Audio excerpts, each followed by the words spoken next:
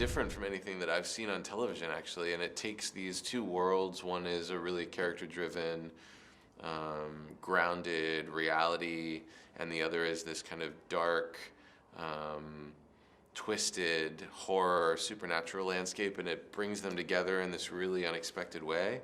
And yeah, I just think there's a lot going for it, and I'm really excited to finally be able to share it with audiences. Charlie Manx is a vampire of sorts.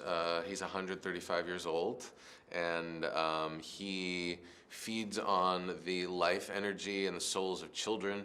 So he takes these kids who he thinks are being abandoned or neglected or abused by their parents, and he puts them in his car. So the car is a huge part of the show, and the car has these supernatural powers, and it drains the children of their life force, and it feeds Charlie. So like, when Charlie, he's like this empty husk of a person who is constantly needing energy from outside of himself in order to thrive.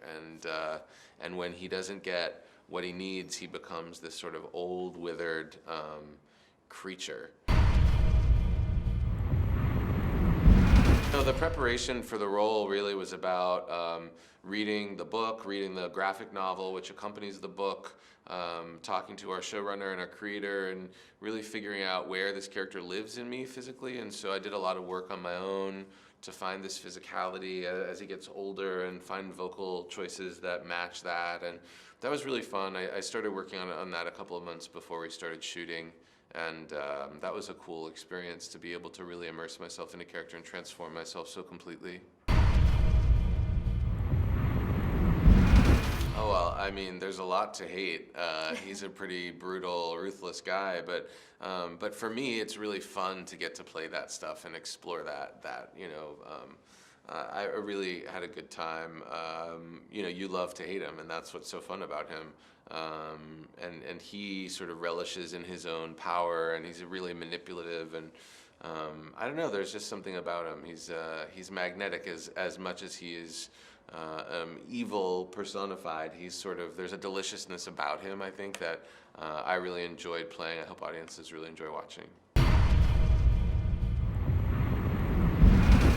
I think there's something for everybody, you know. I mean, I think there's definitely Vic McQueen's storyline and the relationship she has with her parents, the relationship she has with her friends, her struggle to find her place in the world, which I think a lot of people can relate to, and then there's the supernatural and the horror elements. So I feel like it operates on a lot of levels. I think there's a lot for different people to be brought to the show and be satisfied and excited and interested in. I think it'll be really cool for people to see the variety of what the show has to offer.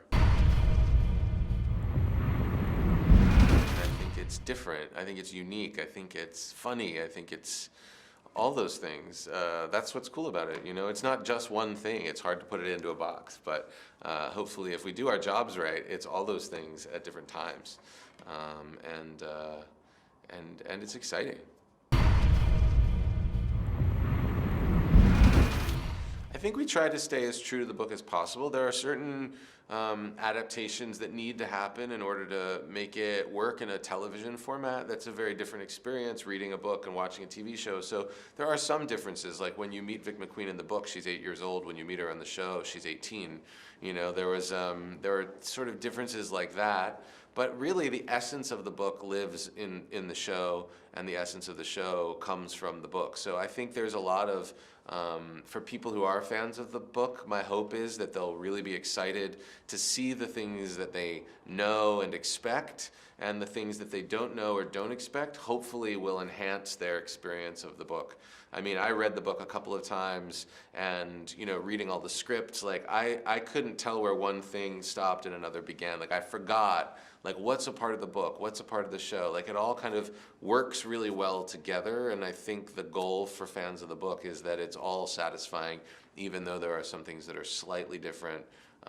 It really does maintain, I think, a real connection to the origin material.